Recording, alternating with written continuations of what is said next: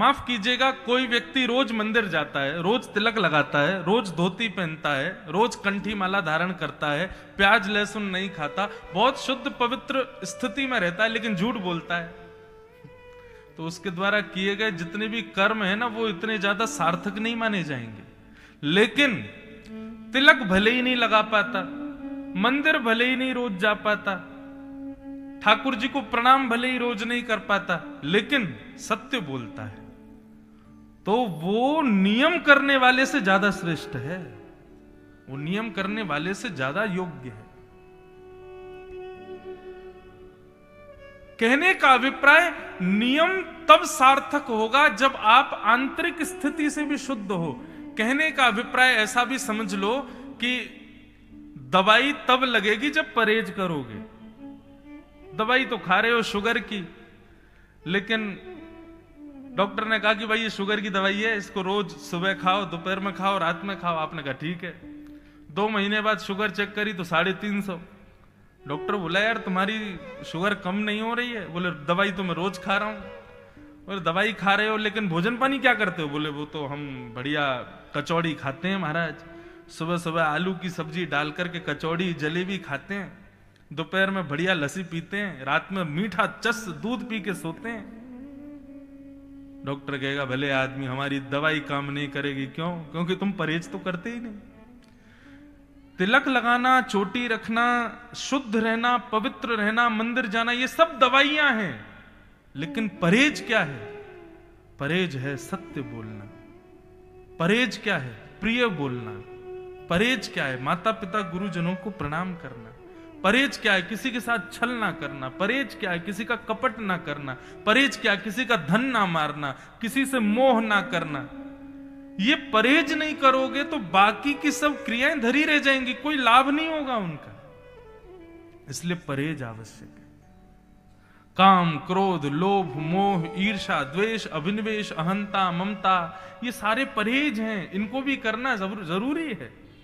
और माफ कीजिए, कोई व्यक्ति यदि परहेज करता है लेकिन दवाई लेना भूल जाए तो भी सही हो जाता है, ठीक हो जाता है। इसलिए भैया दवाई बाद की बात है, पहले परहेज करो।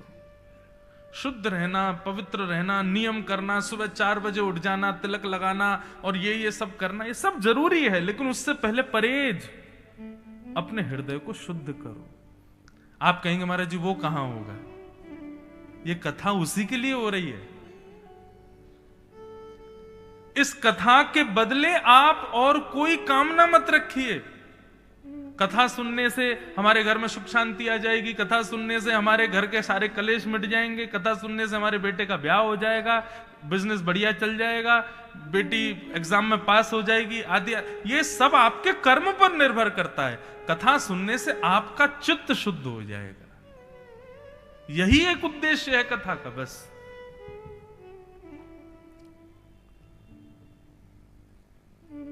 भगवान का पहला रूप है सत्य। सत्य, सत्य। दूसरा रूप है चैतन्य। चैतन्य का अभिप्राय क्या है? ठाकुर जी जड़ नहीं है बंधु। अब हमारे महाराज जी के गोपाल जी को देखो, इन्होंने बढ़िया स्वेटर वेटर सब पहन रखे हैं। अब कहने वाले तार्किक व्यक्ति ये भी कह सकते हैं भगवान को सर्दी कहां लगती है, लेकिन हम उनको चैतन्य मानते हैं। नहीं भैया, जैसे हमको लगती है वैसे उनको भी लगती है, जैसे हमारे मन में भाव वैसे उनको भी भाव आता है। ये चैतन्यता ही भक्ति को जन्म देती है। यदि चैतन्य भाव ठाकुर जी के प्रति नहीं होगा तो फिर तो आप कुछ भी पहना दो, कहीं भी बैठा दो, कैसे भी रख दो, ऐसा नहीं। जैसे ही आपके हृदय में भाव आएगा कि ठाकुर जी चैतन्य है, तो अपने आप सेवा आप करने लगोगे, अपने आप सेवा बनने लगे। एक सत्य घटना सुनाते हैं। एक वैष्णव के घर पर ठाकुर जी की सेवा होती थी। तो वैष्णव रात में सुलाते समय ठाकुर जी का बढ़िया बिस्तर लगाते, उसमें इत्र लगाते। गर्मी का समय तो बढ़िया सूती के कपड़े की चद्दर बिछाते, सर्दियों का समय तो बढ़िया मलमल का बिछाते, ठाकुर जी को सर्दी ना लगे। बहुत ध्यान से सुनना है। तो एक बार क्या हुआ, रात्रि में वो अपने ठाकुर जी को शयन करा करके जैसे ही अपने कक्ष में गए, जैसे ही सोने लगे, तो बार बार उनको ऐसा लगे कि गद्दे में कुछ चुभ रहा है। उन व्यक्ति को जो सेवा करते थे, वो बार बार उठ करके देखें, बोले ये चुभ क्या रहा है, और जैसे ही देखें तो कुछ भी नहीं। एक बार हो गया, 2 बार हो गया, पूरी रात बेचारे परेशान ही होते रहे। एक बार उन्होंने स्थान भी बदल दिया, कहीं और सो जाऊं, तो वहां सोए तो वहां पर भी वो चुभने लगा। उनको लगा ये है क्या, ये चुभ क्या रहा है मुझको। पूरी रात निकल गई परेशान होते होते। सवेरे जैसे ही ठाकुर जी की सेवा के लिए स्नान ध्यान करके मंदिर में गए, तो जैसे ही ठाकुर जी को उठाया, उठा करके व्यवस्थित किया, तो जो शयन शैया थी, सोने का जो बिस्तर था ठाकुर जी का, उसको साफ करने लगे। देखे ठाकुर जी की चद्दर के नीचे पुराने 3 दिन के सूखे पुष्प पड़े थे। उनके मन में आई, बोले ये ठाकुर जी को रात भर चुभ रहे थे, इसीलिए परेशानी मुझे हो रही थी, इसीलिए वो मुझको भी चुभ रहे थे। माने ठाकुर जी रात भर संकेत कर रहे थे, अरे तू तो तान दुपट्टा सो गया, लेकिन वो पुष्प मुंह को चुभ रहे हैं, भैया उनको आके निकाल के जा, मैं सो नहीं पा रहा हूं। और वो भक्त समझ नहीं पाया, तो उसको भी रात भर चुभते रहे। ये भाव कब प्रकट होता है, जब आप ठाकुर जी को चैतन्य भाव से पूछते हो। यदि आप मानोगे कि ये तो मूर्ति हैं, ये तो पाषाण हैं, तो ठाकुर जी भी आपको पाषाण ही समझेंगे। फिर आपके जीवन में कष्ट आए, दुख आए, दारिद्र आए, तो ठाकुर जी कहेंगे भैया जब हम पे कष्ट दुख दारिद्र सो लगे, तो तेरे मन में बिल्कुल भी भावना नहीं आती कि ये चैतन्य, तो हम क्यों चैतन्य भाव रखे तुम्हारे प्रति। ठाकुर जी को चैतन्य समझो, वे चैतन्य है।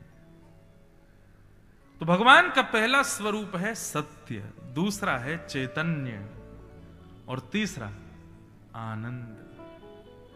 जब आप ठाकुर जी को सत्य और चैतन्य भाव से भजने लगोगे, तो अपने आप आपकी भक्ति में सुख नहीं मिलेगा, आनंद मिलेगा। सुख में और आनंद में अंतर होता है बंधु। एक समय के बाद जो घटने लग जाए वो सुख है, परंतु अनंत मिलने के बाद भी बढ़ता रहे वो आनंद है।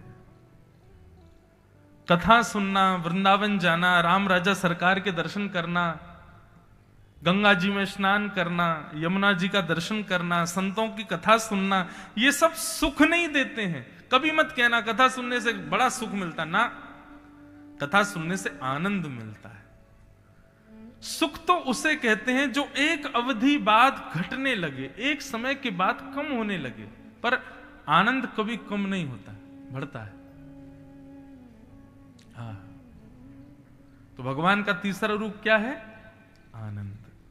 तो सत्य, चैतन्य और आनंद, ये 3 भगवान के रूप हैं। ऐसे ही 3 भगवान के कर्म हैं, विश्वोत्पत्त्यादि हेतवे, विश्व की उत्पत्ति करना, पालन करना और उसका संहार करना, ये 3 भगवान के कर्म हैं। और ऐसे ही 3 भगवान के गुण हैं, तापत्रय विनाशाय, आदिदैविक, आदि भौतिक और आध्यात्मिक त्रिविध तापों का जो उपशमन करते हैं, तीनों तापों का जो नाश करते। ताप किसको कहते हैं? ताप कहते हैं दुख को।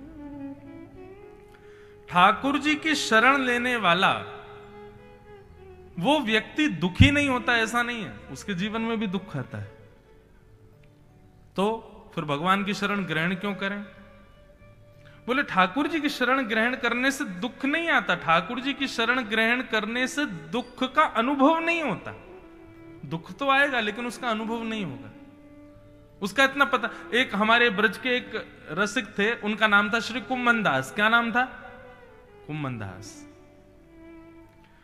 कुम्मन दास जी के सगे पुत्र पधार गए।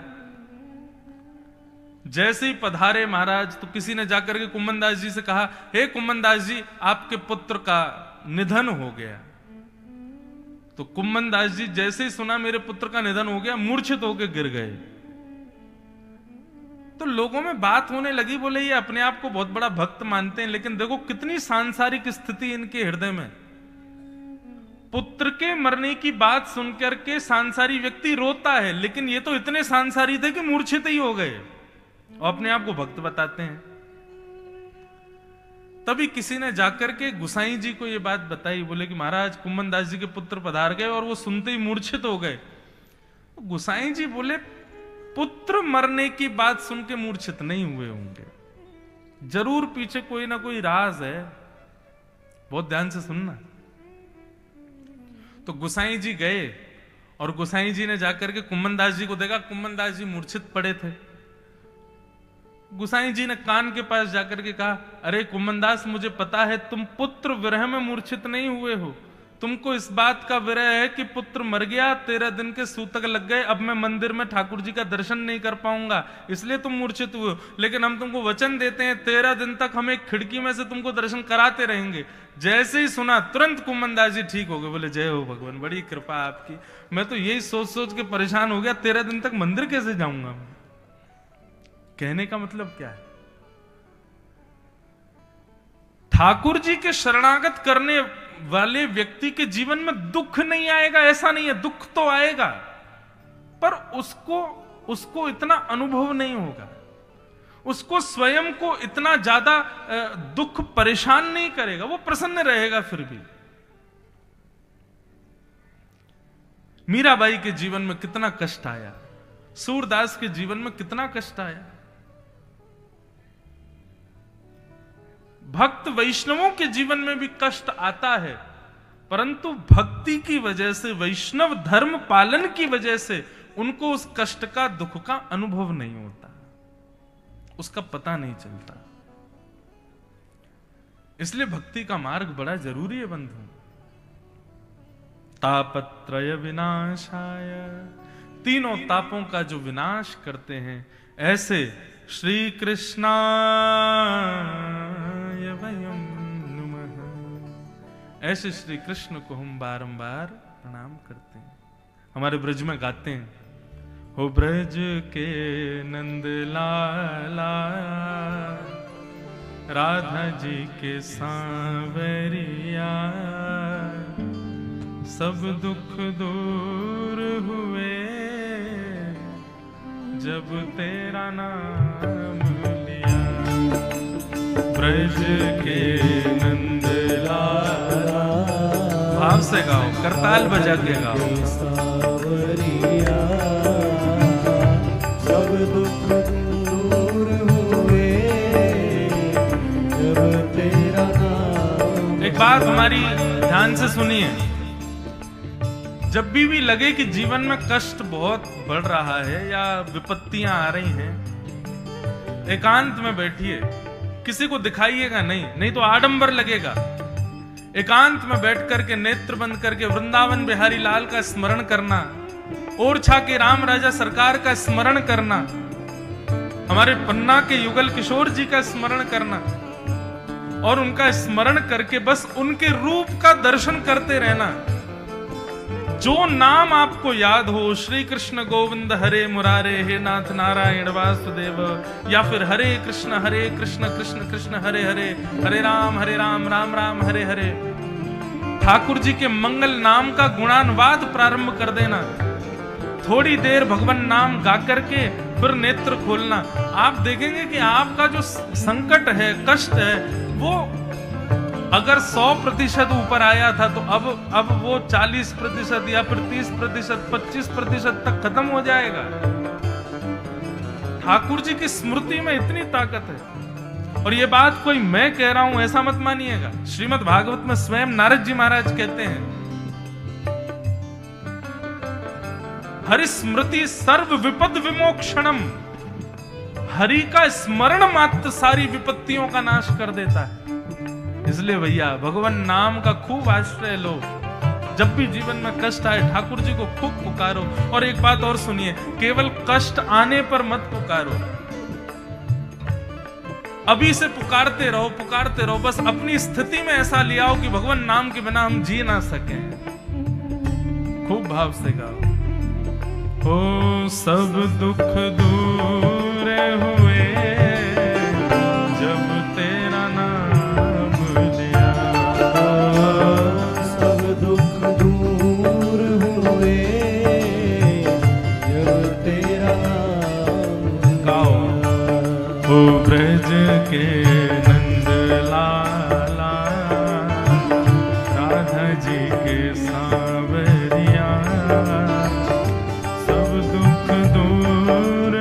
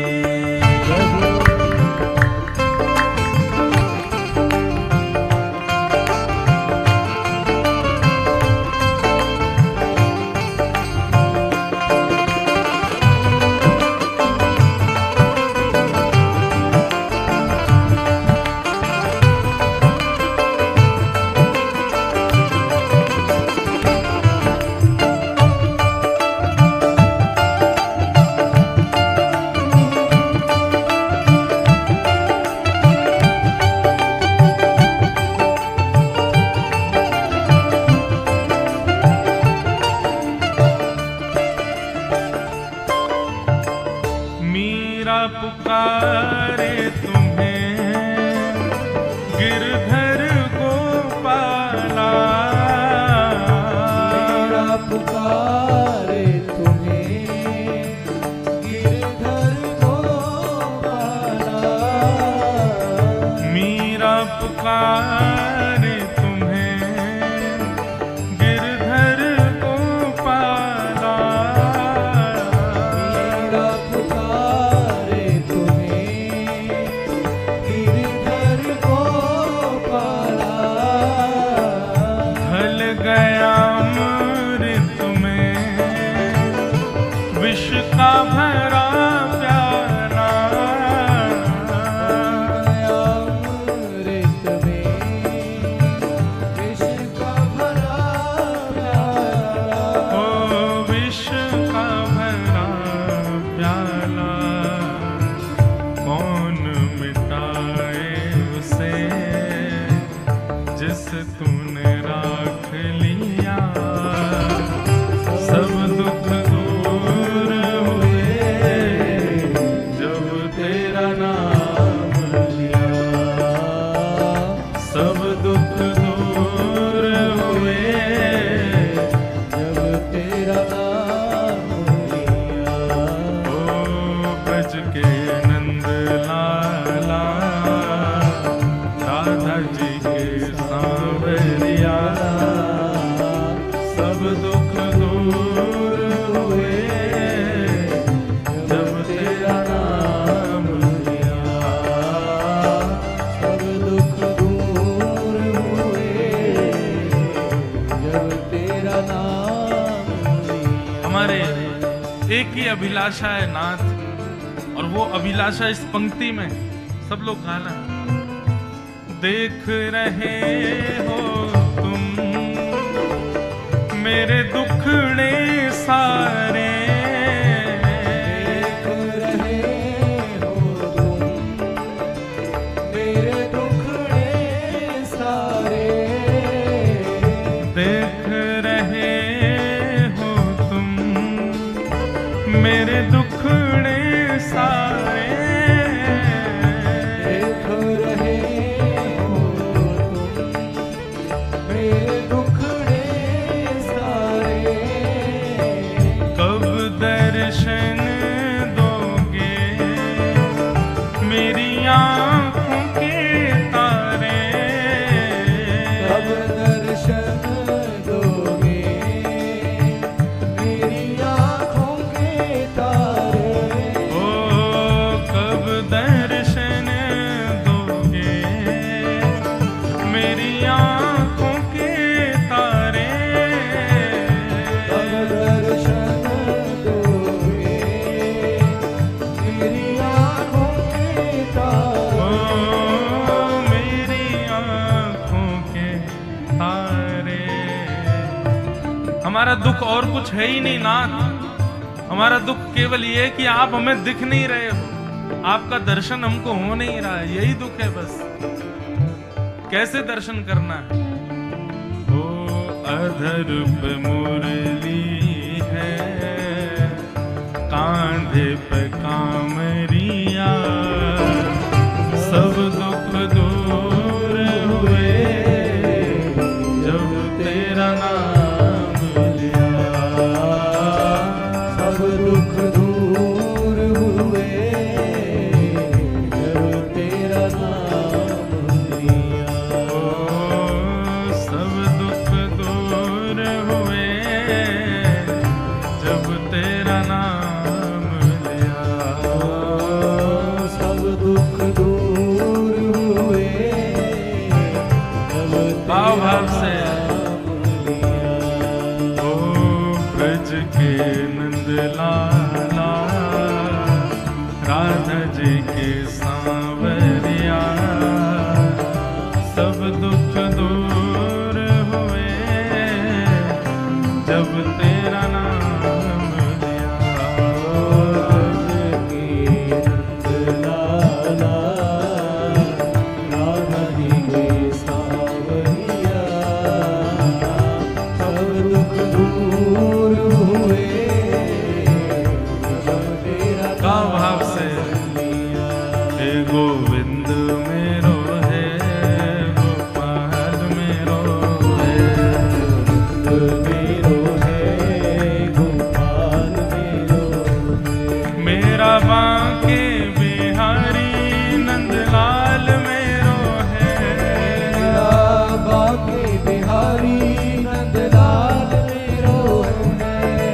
बांके बिहारी नंदलाल मेरो है।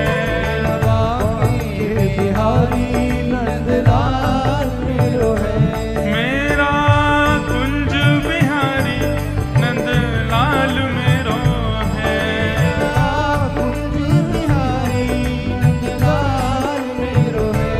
मेरा रमण बिहारी गोपाल मेरो है। मेरा रमण बिहारी नंदलाल मेरो है। गोविंद मेरो है गोपाल मेरो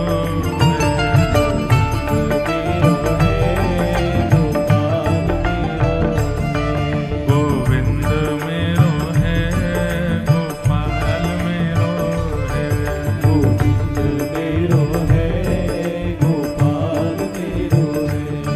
प्यारो ओरछा बिहारी राघव लाल मेरो है।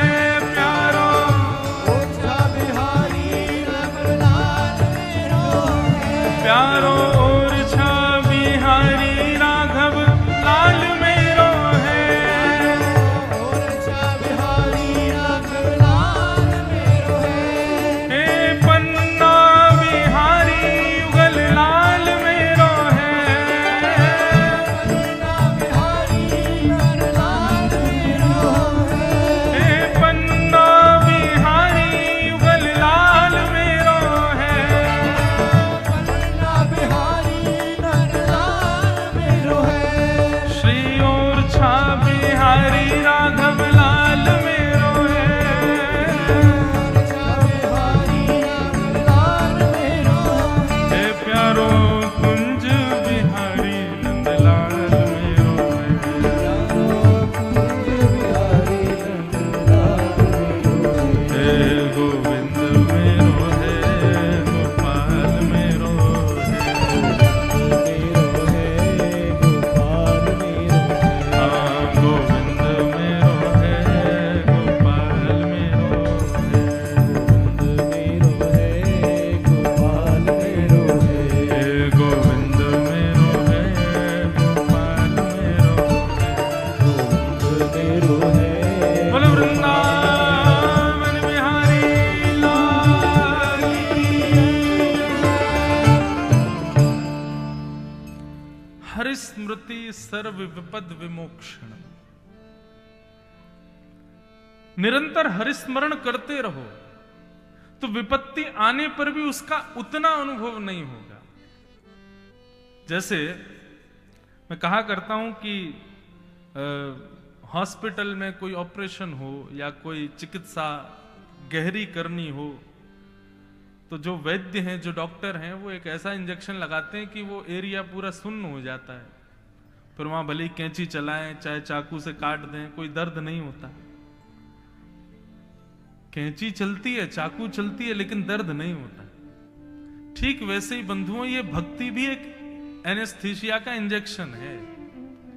एक बार यदि अच्छे से लग जाए तो फिर कितने भी संकट जीवन में आ जाएं, अनुभव नहीं होता। वो संकट आपको पीड़ा नहीं देते, वो कष्ट नहीं देते। और एक बात और बताएं, अपने जीवन के हर क्षण को आप ठाकुर जी के द्वारा दिया गया प्रश्न समझ करके हल करते जाओ। कई लोग कहते हैं महाराज जी मेरे जीवन में इतना कष्ट क्यों है, हमारे जीवन में मुझे लगता है कि सबसे ज्यादा पीड़ा है, विपत्ति है। भाई कठिन परीक्षा पत्र भी उसी को दिया जाता है जो अच्छा पढ़ा लिखा बालक हो। जो बालक पढ़ता ही ना हो, जो बालक बिल्कुल पीछे ही बैठता हो, आकर के केवल ऊधम मचाता है, स्कूल केवल और केवल माता पिता के कहने से आता है, अच्छे से पढ़ाई नहीं करता, ऐसे बालक से तो साधारण प्रश्न पूछे जाते हैं। लेकिन जो बालक पढ़ने में अच्छे होते हैं, निपुण होते हैं, श्रेष्ठ होते हैं, उनसे कठिन सवाल पूछा जाता है। इसका मतलब क्या है? अगर जीवन में विपत्तियां ज्यादा कठिन लग रही हैं तो इसका मतलब आप ये समझ लीजिए कि इस संसार रूपी विद्यालय के आप श्रेष्ठ बालक हो, इसीलिए आपसे कठिन परीक्षा रूपी प्रश्न किया जा रहा है। संसार एक विद्यालय है और हम आप सब लोग यहां के एक विद्यार्थी हैं। अपने जीवन रूपी परीक्षा को हल करने के लिए हम लोग यहां आए। किसी के प्रश्न बड़े सरल हैं। देखो, प्रश्न तो किसी के सरल नहीं है। जो पढ़ लिख करके तैयारी रखता है उसके लिए प्रश्न आसान है, जो बिल्कुल पढ़ता ही नहीं है उसके लिए हर प्रश्न कठिन है। तो आप कहोगे महाराज जी प्रश्न आसान कैसे लगे संसार रूपी परीक्षा में? तो ये भागवत रूपी ट्यूशन जो लोग लेते रहते हैं, बीच बीच में सत्संग करते रहते हैं, संतों को प्रणाम करते रहते हैं, गौड़ बाबा स्थान पर आके प्रणाम, पीताम्बरा मैया को प्रणाम करते हैं, युगल किशोर जी को प्रणाम करते हैं, ओरछा नरेश जाते हैं, या फिर वृंदावन बिहारी लाल की सन्निधि में जाते रहते हैं, ऐसे लोगों को परीक्षा पत्र बड़े आसान लगते हैं, वो लोग पार कर लेते हैं उसको। तो ठाकुर जी की शरणागति से दुख दूर नहीं होते, ठाकुर जी की शरणागति से दुख की पीड़ाएं दूर हो जाती हैं। दुख तो आता है जीवन में। तापत्रय विनाशाय श्री कृष्णाय वयम नमः। ऐसे श्री कृष्ण को हम बारंबार प्रणाम करते हैं। तो 3 गुण हैं, 3 कर्म हैं और 3 रूप हैं ठाकुर जी के। अब यहां से महात्म की कथा प्रारंभ होती। महात्म का मतलब होता है महत्व। भागवत का महत्व क्या है, हम लोग क्यों सुन रहे हैं, क्यों सुनाई जा रही है ये कथा, ये सब यहां पर अब बताया जा रहा है। भैरवी, बहुत ध्यान से सुनिएगा।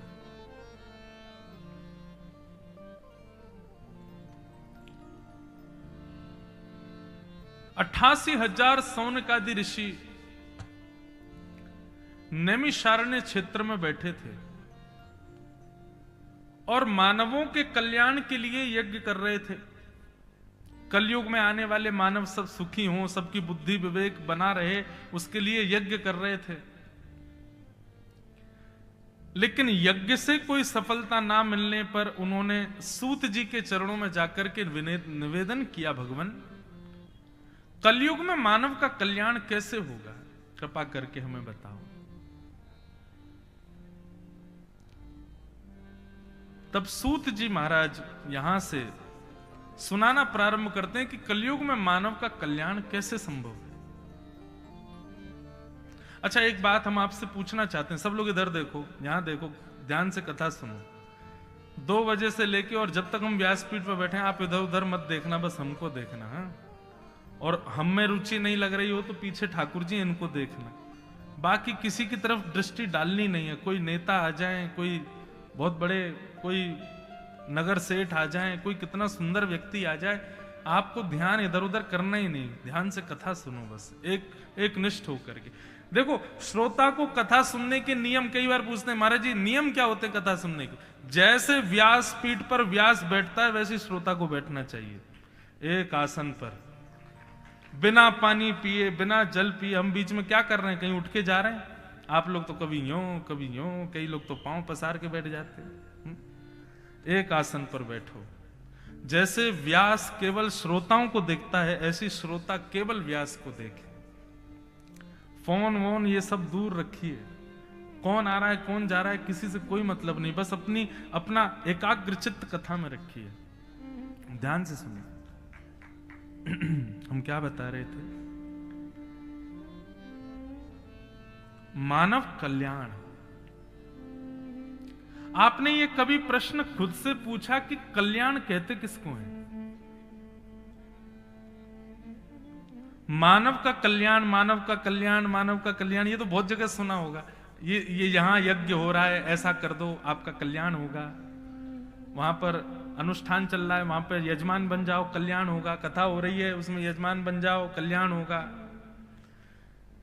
गरीब कन्याओं का विवाह कराओ भैया कल्याण होगा, ये होगा वो होगा। कल्याण कहते किसको है?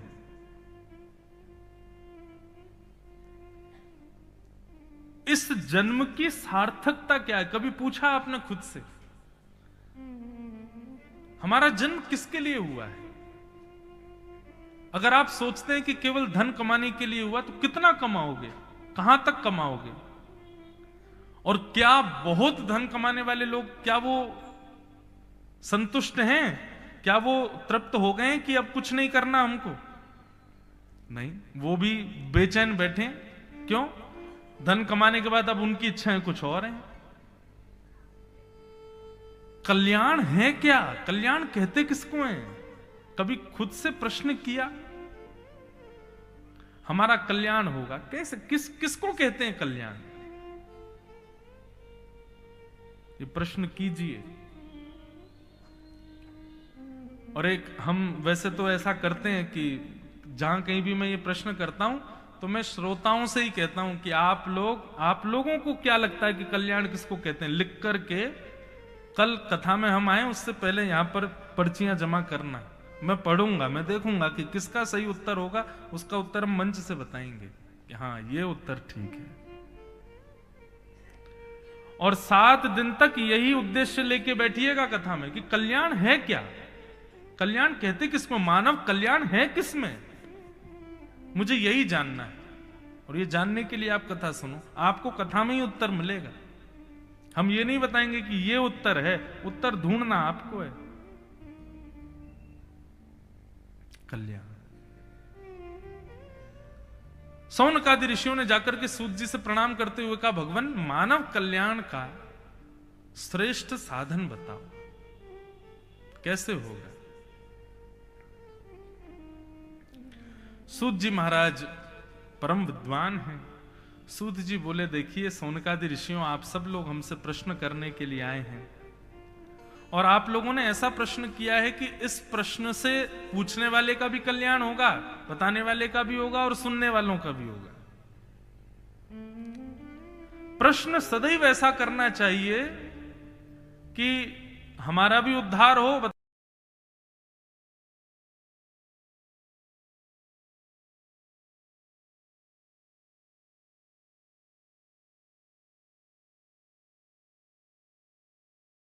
श्रेष्ठ ही करना चाहिए।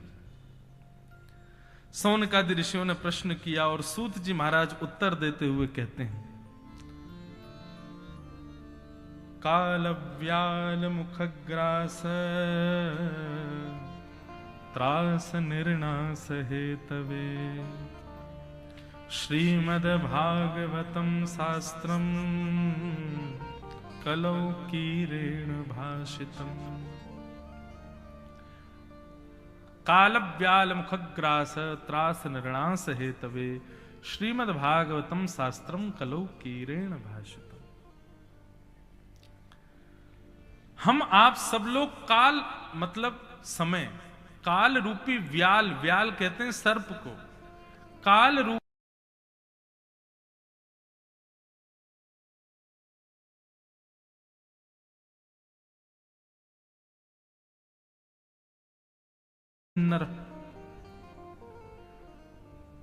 व्यास जी जो सूत्र दे रहे हैं उस पर थोड़ा सा चिंतन कीजिए।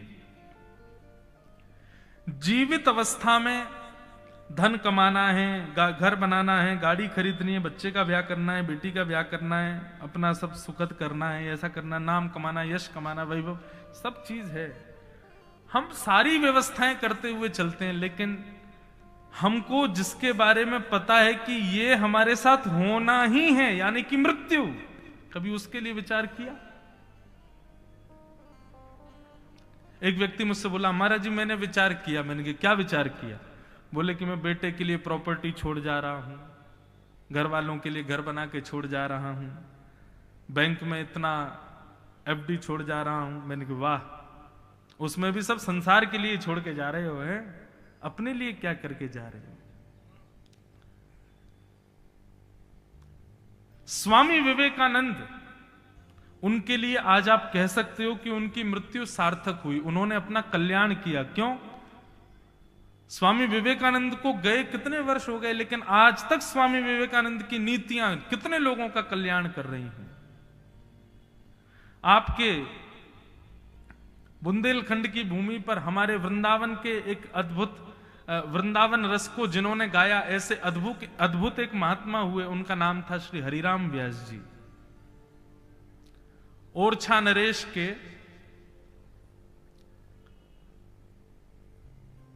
निर्देश करता थे श्री हरिराम व्यास जी, लेकिन वृंदावन जैसे ही आए तो वृंदावन आकर के ऐसा रस चढ़ा उनको राधा वल्लभ लाल जी का कि फिर तो वृंदावन की रह गए। उनका एक पद भी गाते हैं हमारे वृंदावन में, किशोरी तेरे चरणन की रज पाऊं, बैठी रहूं कुंजन के कोने, श्याम राधिका गाऊं, जारज को ब्रह्मादिक तरसत, सूरज शीश चढ़ाऊं, किशोरी तेरे चरणन की रज पाऊं। व्यास स्वामिनी की छवि निरखूं, निरख निरख विमल विमल यश गाऊं, किशोरी तेरे चरणन की रज पाऊं। ऐसे श्री हरिराम व्यास जी इसी बुंदेलखंड के लाल हमारे ब्रज में पधारे और उन्होंने ब्रज रस का बड़ा उत्थान किया। उनका जन्म कल्याणकारी हुआ। आज तक उनके द्वारा रचित पदों पर ब्रज के कितने रसिक जन अपना कल्याण कर रहे हैं, उद्धार कर रहे हैं।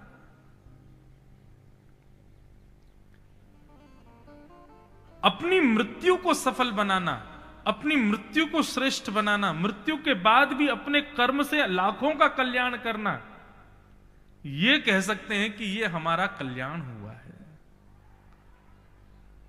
केवल धन कमा लेना, वैभव कमा लेना, यश कमा लेना, धन कमाना अगर कल्याण होता ना तो रावण ने बहुत धन कमाया था, इतना धन कमाया कि महाराज रखने के लिए जगह नहीं मिली तो सोने ही चिन्ह दिए अपनी दीवारों पर, पूरी नगरी को सोने का कर दिया। यश कमाना ही केवल अगर कल्याण का विषय होता है तो कंस ने बहुत यश कमाया था, हमारे यहां का राक्षस मथुरा का बहुत यश था उसका। यश का मतलब क्या होता है कि चार लोग चर्चा करें, उसका यश तो महाराज 10 दिशाओं में फैला हुआ था। धन कम, सुत, दारा और लक्ष्मी ये तो पापी के भी हों। संत समागम हरि कथा तुलसी दुर्लभ दोय। ये दुर्लभ है कि आप और हम बैठ करके सत्संग कर रहे हैं। तो कल्याण का कारण श्रेष्ठ बन जाना, धन कमा लेना, यश वैभव कमा लेना नहीं है। कल्याण का कारण है कि आपका देह पृथ्वी छोड़ के चला गया, लेकिन उसके बाद भी आपके द्वारा किए गए कर्मों से, आपके द्वारा बताए गए मार्गों से लाखों लोग अपना कल्याण कर रहे हैं आज तक। यह कल्याण का मार्ग है।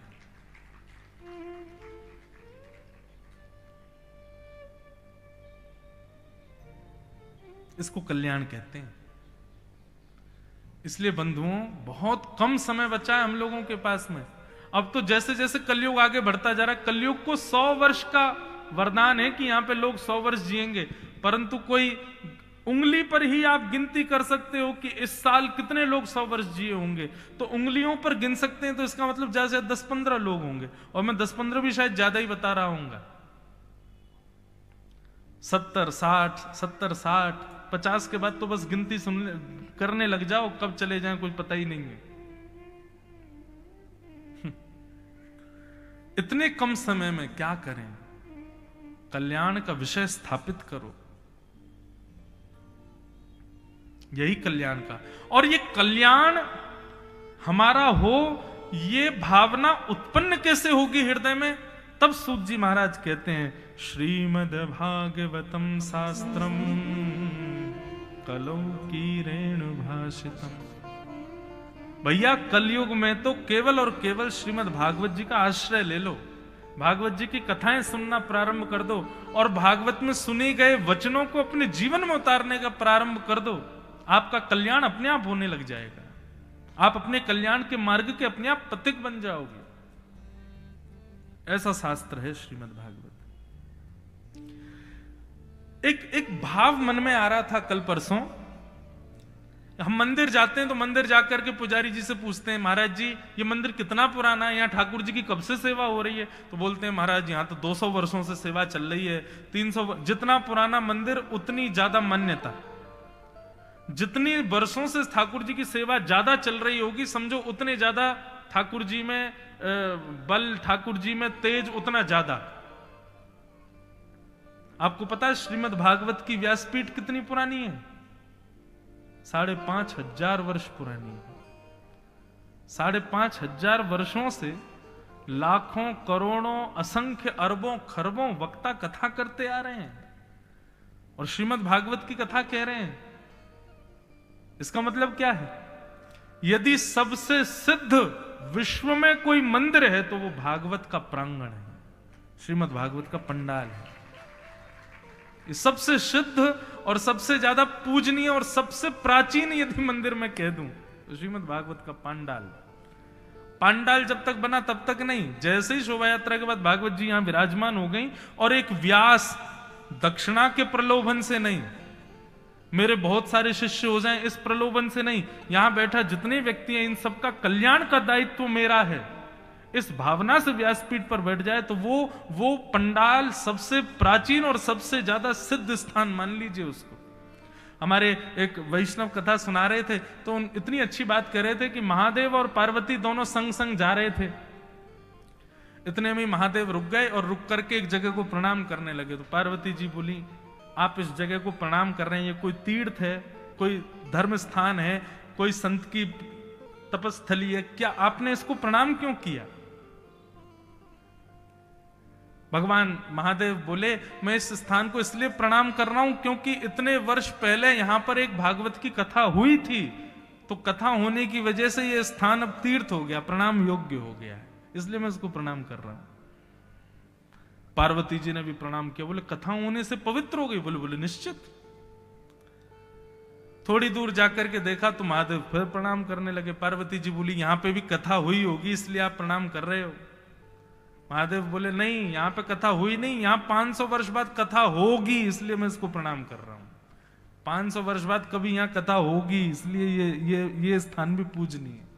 सोचो, हमको आपको बहुत सहज लगता है कथा सुनना, कथा कराना, लेकिन ये सामान्य बात नहीं है, ये साधारण बात नहीं है। श्रीमद् भागवत की कथा होती है, 33 कोटि देवता 7 दिन के अंतर अंदर किसी ना किसी रूप में तो हाजिरी लगाते ही लगाते हैं वहां पर, यह निश्चित है, साधारण नहीं है भागवत की कथा। भाग्योदयन बहुजन्म समर्जितेन सत्संगमम च लभते पुरुषो यदा वै। भागवत में नारद जी कहते हैं, अनंत जन्मों का फल जब उदित होता है तब भागवत की कथा सुनने और कहने का अवसर प्राप्त होता है।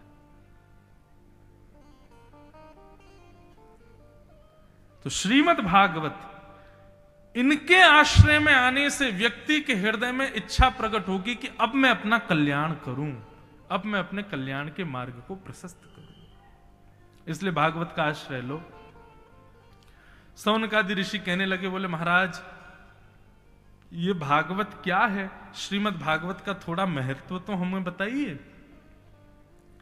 तब सूत जी महाराज कहने लगे, बोले बस इतना ही समझ लीजिए, जिस भागवत के आगे स्वर्ग के अमृत को ठुकरा दिया जाता है वो भागवत की कथा है।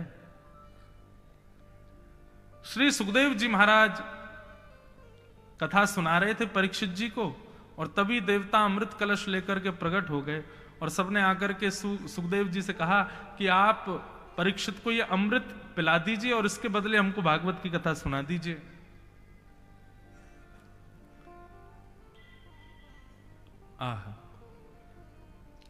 परीक्षित जी ने हाथ जोड़ करके निवेदन कर दिया, बोले भगवान यदि इस अमृत में इतना ही श्रेष्ठता होती, इतना ही श्रेष्ठ अमृत होता, तो ये देवता कलश लेकर के यहां खड़े नहीं रहते, पी पी करके अपना कल्याण करते थे। लेकिन यहां मैं भागवत सुन रहा हूं और देवता अमृत कलश लेकर के जिज्ञासा कर रहे हैं कि ये अमृत इसको पिला दीजिए भागवत, जिसका मतलब श्रेष्ठ भागवत है, इसलिए मुझे भागवत की कथा सुनाइए, मुझे अमृत की इच्छा नहीं है। स्वर्ग के अमृत को ठुकरा देते हैं जिस भागवत के आगे, वो श्रीमद् भागवत है। सुखदेव जी महाराज कहते हैं, क्वस्वधा क्व कथा लोके क्व काचुक मणिर्महा ब्रह्मरात्रो विचार्येवं तदा देवांजहासः। आप सबसे प्रार्थना है देवताओं, अपने अमृत कलश को वापस ले जाइए। क्यों? बोले हीरा यदि लेना है तो कांच के बदले हीरा थोड़ी मिलेगा। आपका अमृत का कलश जो है ये कांच के समान है और श्रीमद् भागवत हीरे के समान है, मणि के समान है, दोनों की कोई बराबरी नहीं। ऐसी भागवत की कथा। सौनकादि ऋषि बोले सूत जी महाराज आपने भागवत की बड़ी महिमा बताई, जरा ये तो बताइए भागवत की कथा पहले किसने किसको सुनाई, सबसे पहले ये भागवत की कथा कहां हुई, कैसे हुई, कृपा कर उसके बारे में हमें बताइए।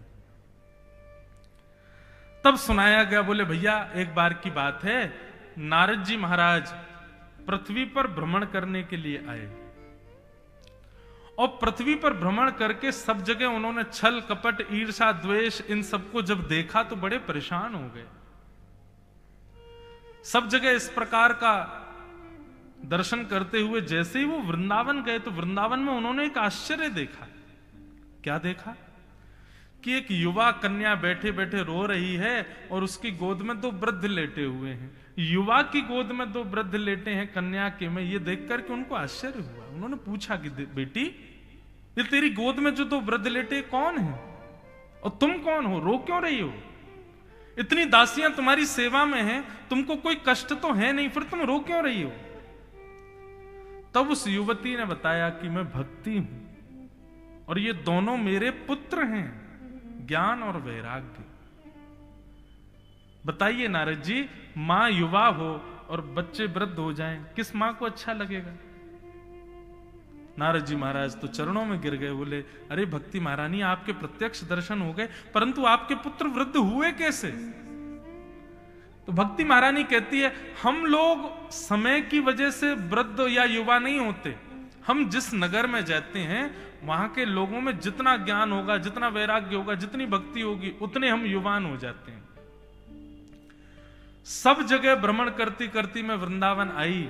वृंदावन आकर के मैं तो युवान हो गई, लेकिन मेरे पुत्र दोनों वृद्ध हो गए। ऐसा नहीं है कि वृंदावन में ज्ञान वैराग्य नहीं है इसलिए वृद्ध हो गए। बोले ये भारत में कहीं भी युवा हुए ही नहीं, सब जगह वृद्ध ही रहे। मतलब भक्ति तो सबके अंदर है लेकिन ज्ञान वैराग्य नहीं। भक्ति कैसी हम लोगों की? नवरात्रि का समय आता है तो घर में प्याज लहसुन आनी बंद हो जाएगी। नवरात्रि चल रही है, मैया अभी घर में कुछ भी गलत नहीं बनेगा, शुद्ध खाएंगे, शुद्ध पिएंगे, शुद्ध रहेंगे। और जैसे ही नवरात्रि चली जाती, दशहरा आता है, फिर से घर में सब कुछ आगे। मतलब वो 9 दिन ही पवित्र थे, बाकी के दिन आप क्या पवित्र हैं? भैया हिंदू ये नहीं होते कि जो केवल 9 दिन कुछ नहीं खावे और श्राद्ध पक्ष में कुछ नहीं खावे, मंगलवार कोई व्रत करें, इसी दिन शुद्ध रहें, इसी दिन पवित्र रहें। अरे जो 365 दिन को पवित्रता से जिए वो हिंदू होता है। हर दिन को नवरात्रि बनाइए ना, क्यों केवल वो शारदीय नवरात्रि और एक और नवरात्रि इन्हीं को ही आप शुद्ध क्यों मानते हो? हर दिन पवित्र है हमारे लिए, हर दिन शुद्ध है हमारे लिए। कभी कभी मन में बात आती है, जैसे हमारे ऋषियों ने नवरात्रि बना दी, जैसे हमारे ऋषियों ने शिवरात्रि बना दी, जैसे हमारे ऋषियों ने श्राद्ध पक्ष के नियम बना दिए, ऐसे यदि कभी किसी ऋषि ने यह कह दिया होता कि 365 दिन में एक दिन ऐसा होगा कि उस दिन कोई भी पाप करो आपको पाप नहीं लगेगा, तो क्या होता दुनिया? बताओ। किसी ऋषि ने अगर ये कह दिया होता कि 365 दिन में दिसंबर के महीने में और 25 तारीख को या 26 तारीख को या कोई भी डेट, उस दिन महाराज ऐसे नक्षत्र आते हैं कि व्यक्ति कितना भी जघन्य पाप कर ले उसको पाप नहीं लगेगा। मुझे ऐसा लगता हम लोगों की प्रवृत्ति ऐसी है कि हम उस दिन भी, जो बहुत माला फेरने वाला है, जो बहुत ज्यादा शुद्ध पवित्र है, वो भी कोई ना कोई पाप कर ही लेता। बोले आज तो कुछ लगना ही नहीं है, कर लो। हमारी स्थिति ऐसी है। जहां ये स्थिति है कि 9 दिन पवित्र रहने के बाद 10वीं की इच्छा वो करते हैं, वो कब आवे कि दशहरा कब आवे, एकादशी कब, द्वादशी कब आवे, कुछ खाएं पिए, सभी नियम तोड़े अपने। अरे बहुत बड़ी कृपा ऋषियों की कि उन्होंने ऐसा नहीं बोला कि साल में एक दिन कुछ भी गलत करो कोई पाप नहीं लगेगा। कितने पाप हो जाते एक ही दिन में। फिर हर दिन को पवित्र मानो, हर दिन को नवरात्रि मानो, हर दिन को मंगलवार मानो, हर दिन को शिवरात्रि मानो, हर दिन को जन्माष्टमी, रामनवमी मानो। क्यों साल में एक ही दिन हमने रख रखा है पवित्र रहने के लिए?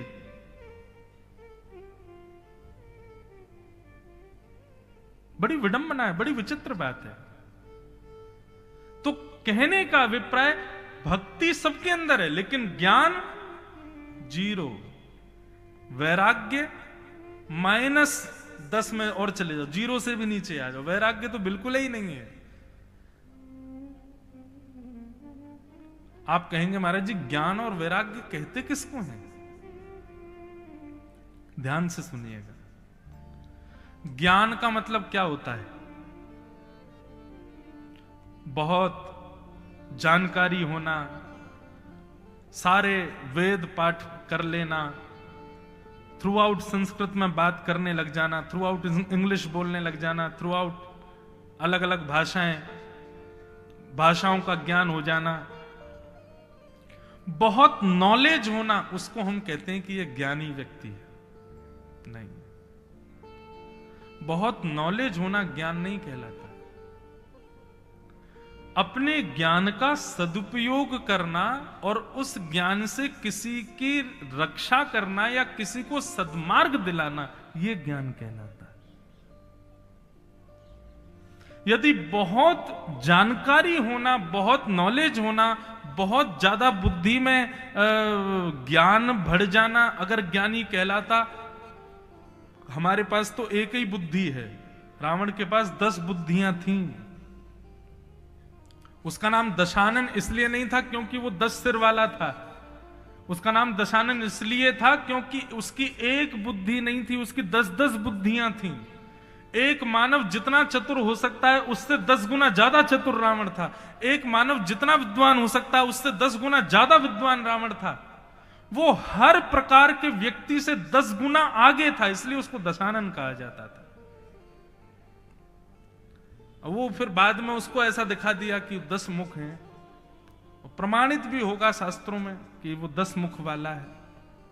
पर मेरी मान्यता ऐसी कहती, मुझे ऐसा लगता है कि उसके पास हम लोगों से 10 गुना ज्यादा, और हम लोग तो अभी कलयुग के हैं, वो तो त्रेता में था। त्रेता में तो हम लोगों से 100 गुना ज्यादा विद्वान लोग होते, तो उन विद्वानों से भी 10 गुना ज्यादा विद्वान था रावण। लेकिन ऐसे ज्ञान का क्या फायदा? आज तक त्रेता युग को भी निकले हुए लाखों करोड़ों वर्ष होने को आए हैं, लेकिन आज तक दशहरा मैदान में रावण जलता है। इसको ज्ञान नहीं कहते। वैराग्य का मतलब हम लोग सोच लेते हैं पत्नी को छोड़ दो, बच्चों को छोड़ दो, परिवार छोड़ दो, विरक्त हो जाओ, एक आश्रम में रहने लग जाओ, बद्रीनाथ चले जाओ, हरिद्वार चले जाओ, वृंदावन चले जाओ। क्या कहेंगे? बोले वैराग्य धारण कर लिया है। अरे इन सब का त्याग करना वैराग्य नहीं होता है। और सीधी बात कहूं तो शरीर से वस्तु का त्याग करना वैराग्य नहीं होता, मन से वस्तु का त्याग करना वैराग्य होता है। कई लोग शरीर से छोड़ देते हैं लेकिन मन से नहीं छोड़ पाते। कोई बीड़ी पीता है, कोई तंबाकू खाता है, तो बहुत ज्यादा बेचारे के ऊपर चढ़ गए सब घर वाले लोग, तो उसने छोड़ दिया। शरीर से तो छोड़ दिया, लेकिन मन से क्या सोचता रहता है? कब मिलेगा खाने को, कब मिलेगा पीने को, कब मिलेगी मुझे बड़ी इच्छा हो रही है, कब होगा कब होगा कब। इसको त्याग नहीं कहते। त्याग का मतलब होता है वस्तु तुम्हारे सामने आ जाए लेकिन फिर भी तुम्हारा मन विचलित ना हो, इसको वैराग्य कहते हैं। ये कौन है महाराज? बोले बाल ब्रह्मचारी। अच्छा, ब्रह्मचारी इन्होंने ब्याह नहीं किया। एक तो होता है परम सुंदर हैं, परम योग्य हैं, सारे गुणों से युक्त हैं, फिर भी ब्रह्मचारी हैं। और एक तो ऐसे हैं कि महाराज प्रयास तो खूब किया था कि कहीं ब्याह हो जाए, लेकिन किसी ने पसंद ही नहीं किया। उम्र चली गई 35-40, तो फिर बोले अब क्या करें, अब ब्याह करना ठीक नहीं है, नाम के आगे ब्रह्मचारी लिख दो हमारे। 35-40 हो गई, ब्याह ही नहीं हुआ, तो ब्रह्मचारी बन जाते हैं। वस्तु न मिलने पर अपने आप को त्यागी बताना ये श्रेष्ठ नहीं है। आपने वस्तु की इच्छा तो बहुत रखी थी, मिली नहीं इसलिए त्यागी बन गए। लेकिन वस्तु सामने हो और उसके प्रति मन विचलित ना होना, यह वैराग्य कहलाता, यह त्याग कहलाता। ऐसे हम कितने लोगों को जानते हैं जो विरक्त हो जाते हैं, जो वैरागी हो जाते हैं, जो बाबा जी बन जाते हैं, लेकिन आसक्ति हृदय की नहीं जा पाती। लेकिन ऐसे कितने लोगों को जानते हैं जो परिवार में रहते हैं, घर में रहते हैं, गृहस्थाश्रम का निर्वहन करते हैं, लेकिन घर में रहते हुए भी एक संतत्व का पालन करते हैं, कहीं भी आसक्त नहीं रहते। वस्तु का शरीर से त्याग वैराग्य नहीं, वस्तु का मन से त्याग करो।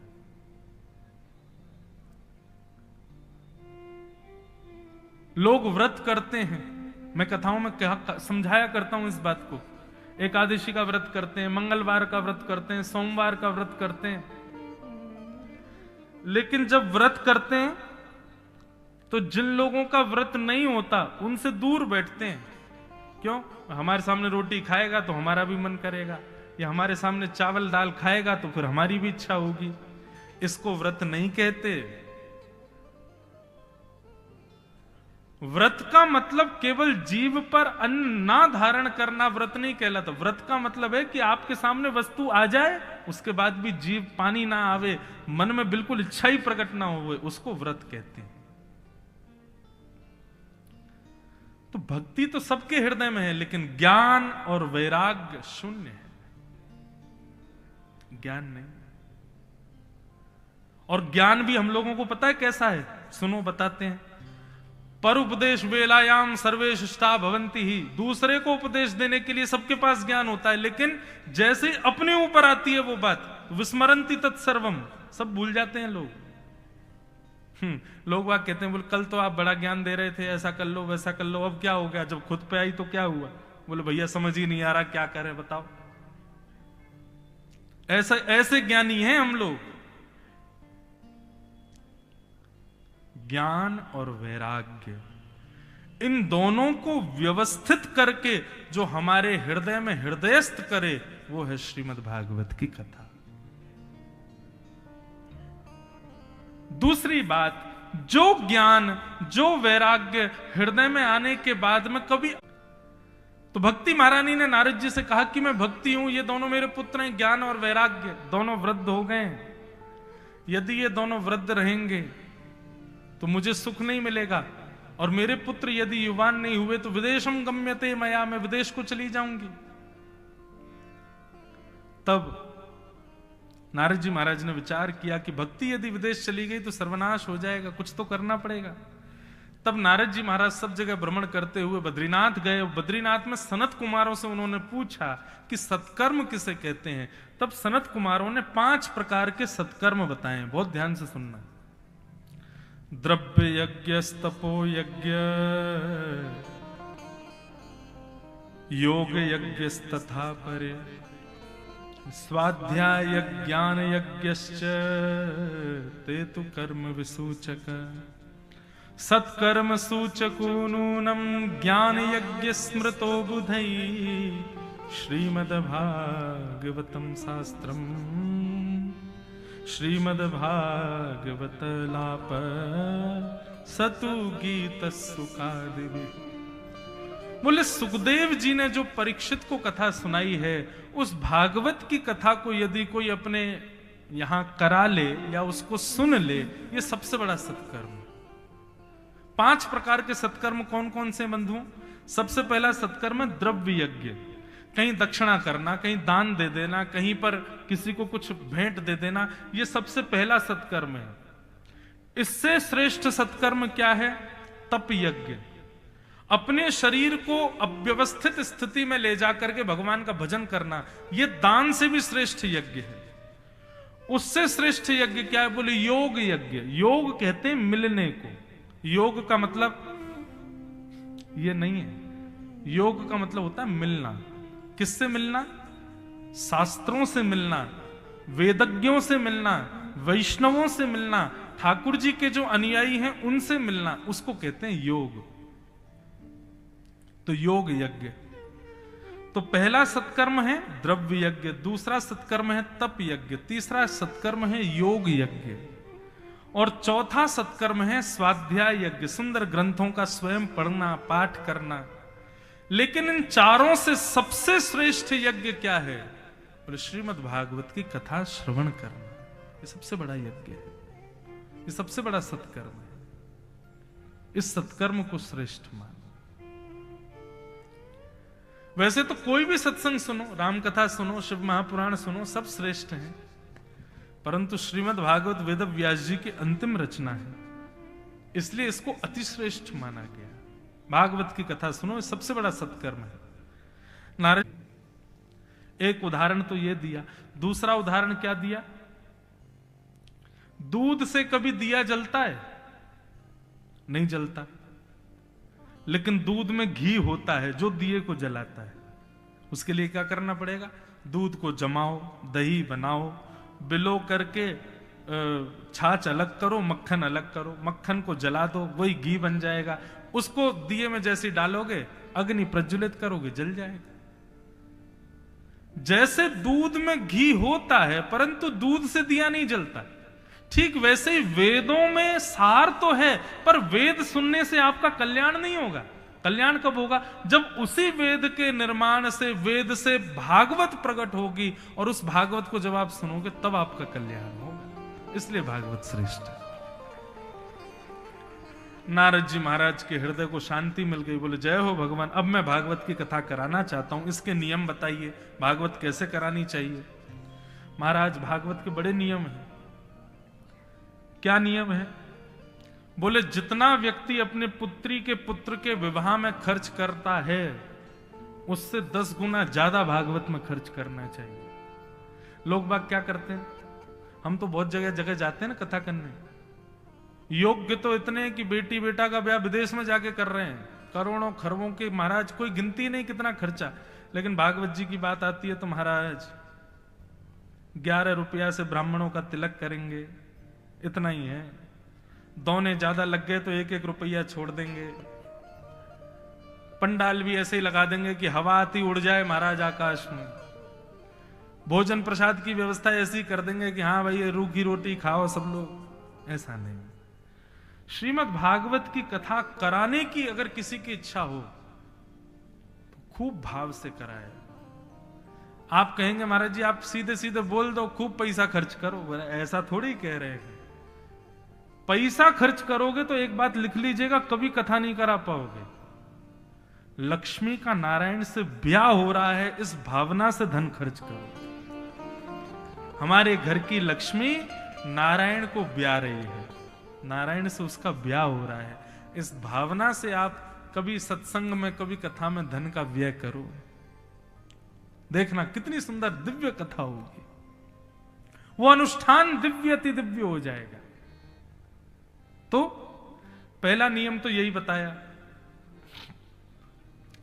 दूसरा नियम तो बहुत सारे हैं। एक नियम बताया कि श्रोताओं को व्रत करके कथा सुननी चाहिए। व्रत करके नहीं कर सकते तो एक समय फलाहार, एक समय भोजन करके कथा सुननी चाहिए। उससे भी काम नहीं चल रहा है तो भैया दिन में 5 बार भोजन करे लेकिन कथा सुने। एक ही नियम सबसे बढ़िया है, बोले क्या 4 घंटा बैठ के तुम कथा सुनो बस। नियम तो बहुत सारे हैं लेकिन सबसे श्रेष्ठ नियम क्या है? कथा पंडाल में बैठ गए तो जब तक व्यास जी बैठ रहे हैं हमारी चित्त वृत्ति उनसे हटे ना, वो जो कह रहे हैं हम ध्यान पूर्वक सुने। ये नियम का यदि आपने पालन कर लिया तो व्रत मत करो, कुछ मत करो, सारे नियम अपने आप पूर्ण हो जाएंगे। ध्यान से सुनो बस। इस प्रकार के नियम बताए। नारद जी महाराज बोले महाराज मैं कथा कहां कराऊं, जगह कौन सी बढ़िया है? तब सनत कुमारों ने कहा गंगा द्वार समीपे तु तटमानंद नामकम। गंगा द्वार के समीप में एक आनंद नाम का वन है जिसको आजकल ऋषिकेश कहते हैं। वहां पर गंगा जी के तट पर एक सुंदर वटवृक्ष है, उस वटवृक्ष की छांव में व्यासपीठ बनाओ। गंगा जी की रेती बैठने के लिए सुंदर व्यवस्थित हो जाएगी। श्रोताओं के भोजन के लिए वन के फल ले आओ। पान करने के लिए गंगा जी का सुंदर जल है ही। इस प्रकार से सुंदर व्यवस्थित होकर के कथा कराओ। नारद जी महाराज बोले सब व्यवस्था हो गई, अब ये और बता दीजिए व्यास जी कौन है, कथा कौन सुनाएंगे। सनत कुमार बोले अब व्यास जी आप ढूंढ लो, कोई बढ़िया सुंदर वक्ता हो। वक्ता का बंधुओं एक गुण होना चाहिए कि वो व्यासपीठ पर बैठ करके श्रोताओं के कल्याण के अलावा और कोई भी भावना मन में ना रखे। क्षमा करें, कान पकड़ के हम क्षमा मांगे। आजकल व्यासपीठ का कारण बहुत कुछ हो चुका है। व्यासपीठ अब देने का नहीं रह गया, व्यासपीठ लेने के लिए बन गई है। अब ऐसा नहीं होना चाहिए। व्यासपीठ पर इस भावना से नहीं बैठना चाहिए कि हमें क्या मिले। व्यासपीठ पर इस भाव से बैठो कि मैं क्या क्या दे दूं सबको।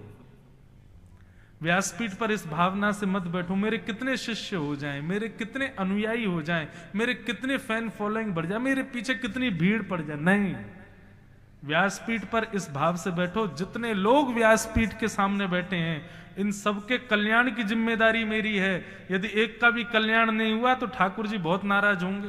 बोले बेटा तुमको व्यास बना करके भेजा और तुम क्या करके आए हो। तो व्यासपीठ का आजकल उपयोग तो गलत कई जगह थोड़ा सा हो रहा है, परंतु मन में भाव आता है कि किसी भी प्रकार से सही लोग कथा सुन रहे हैं वही बहुत है, कथाओं में आ रहे हैं वही बहुत है, किसी भी प्रकार से भगवान नाम गा रहे हैं वही बहुत है। लेकिन व्यासपीठ बंधुओं साधारण नहीं है, इसकी मर्यादा गरिमा रखनी चाहिए।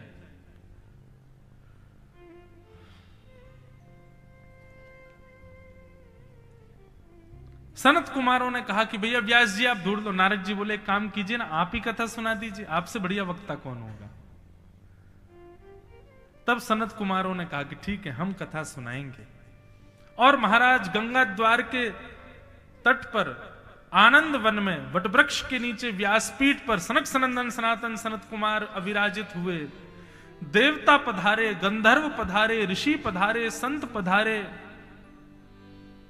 देवर्षि सप्त ऋषि सब पधारे और सब बैठ करके कथा सुन रहे थे। सनत कुमारों ने कथा कहना प्रारंभ की और सनत कुमार कथा कहते हुए कथा का बढ़िया सुंदर महत्व बताते हुए कहते हैं, एकम भागवतम शास्त्रम मुक्तिदानेन गर्जति। भैया भागवत एकमात्र ऐसा शास्त्र है जिसके सानिध्य में आप बैठ गए, आपकी मुक्ति की जिम्मेवारी भागवत जी की है, फिर मुक्ति निश्चित हो जाएगी। तावत् पापानि देहेस्मिन् निवसन्ति तपोधना यावन्न श्रूयते सम्यक् श्रीमद्भागवतम् रैः। पाप तब तक हृदय में विराजमान रहेंगे जब तक आप पंडाल में आके बैठे नहीं हो। पंडाल में आकर के जैसे बैठते हैं, जैसे जैसे कथा आगे बढ़ती है तैसे तैसे पाप नष्ट होने लग जाते हैं। आज कौन सा वार है? आज है कौन सा वार है? गुरुवार, थर्सडे। आज आपने गुरुवार की कथा सुनी तो श्रीमद् भागवत के टीकाकार ऐसा कहते हैं जैसे आपने गुरुवार की कथा सुनी तो आपके पूर्व जीवन में जितने गुरुवार निकल चुके हैं जन्म से लेके अब तक, उन गुरुवारों में जो पाप बना होगा आज की कथा सुनने से सब खत्म हो गए। अब कल की कथा सुनोगे तो कल जो वार है उस वार में जितने भी आपने पाप किए वो सब दूर होंगे। अगले दिन की सब, इस प्रकार से आप 7 दिन की कथा सुनोगे, 7 ही वार होते हैं। 7 दिन में क्या होगा? पवित्र हो जाओगे। कई माताएं भाई लोग बड़े खुश हो गए, बोले वाह ये तो झांसी में गंगा जी आ गई, यही में नहा ले महाराज, सबरे पाप दूर रह जाएंगे। हर की पौड़ी बन गई महाराज, गौड़ बाबा आश्रम हर की पौड़ी बन गया 7 दिन के लिए। लेकिन ऐसे नहीं। यदि ये बात इतनी सत्य होती तो सारे चोर डकैत कथाओं में घूम रहे होते। बोले चोरी करो और कथा सुनो, डकैती डालो कथा सुनो, गलत काम करो कथा सुनो। क्यों? कथा पाप दूर कर देती है। पिछले सोमवार के दिन मैंने महाराज उसकी चैन हड़प ली, सोमवार वाले दिन कथा सुन लूंगा तो पाप दूर हो जाएगा। अगर इस प्रकार की बात है तो ये उचित नहीं है। पर बात कैसे उचित होगी ये सुनो। आज आप गुरुवार के दिन कथा सुन रहे हो, तो गुरुवार के दिन की कथा सुनने से पाप निवृत्त कब होगे? जब भागवत जी को आप ये वचन दे दोगे कि आइंदा कभी कितने भी गुरुवार आ जाएं हम कोई पाप कर्म नहीं करेंगे। जब ये संकल्प आप ठाकुर जी के सामने लोगे, भागवत जी को ये वचन दोगे, तब भागवत जी पूर्व के गुरुवारों के पाप दूर करेंगे कि हाँ चलो इसने मुझे वचन दिया कि आगे के दिनों में ये गलत नहीं करेगा। और ठीक ये भागवत जी के लिए, ये गंगा जी के लिए भी यही है। लोग कहते हैं गंगा स्नान हर की पौड़ी पे इतनी भीड़ रहती, महाराज हमारे महाराज जी बता रहे हर साल हर की पौड़ी पे कथा करते हैं, इतनी भीड़ हर की पौड़ी पे क्यों रहती है? बोले वहां नहाने से पाप दूर हो जाते हैं। ऐसा नहीं है। गंगा जी को पहले प्रणाम करो और हाथ जोड़ के वचन दो, हे गंगा मैया आप मेरे पाप दूर करो। मैं वचन देता हूं आज के बाद छल नहीं करूंगा, कपट नहीं करूंगा, दूसरे से ईर्ष्या नहीं करूंगा, किसी का धन नहीं हड़पूंगा, किसी के साथ गलत नहीं करूंगा, किसी से ईर्ष्या नहीं करूंगा। मैं आपको वचन देता हूं आज के बाद क्रोध नहीं करूंगा, मांस नहीं खाऊंगा, मदिरा नहीं पीऊंगा। आपको वचन देता हूं। आप वचन देकर के जब गंगा जी में प्रवेश करोगे तब गंगा जी पाप दूर करेंगे। क्यों? क्योंकि वचन देने के बाद यदि आपने वो किया तो फिर गंगा जी पुराने पापों को भी पुनश्च प्रकट कर देंगी और उनको भी 1000 में भाग करके देंगी, आपको गुना करके देंगी, दुगुना होकर के लगेगा।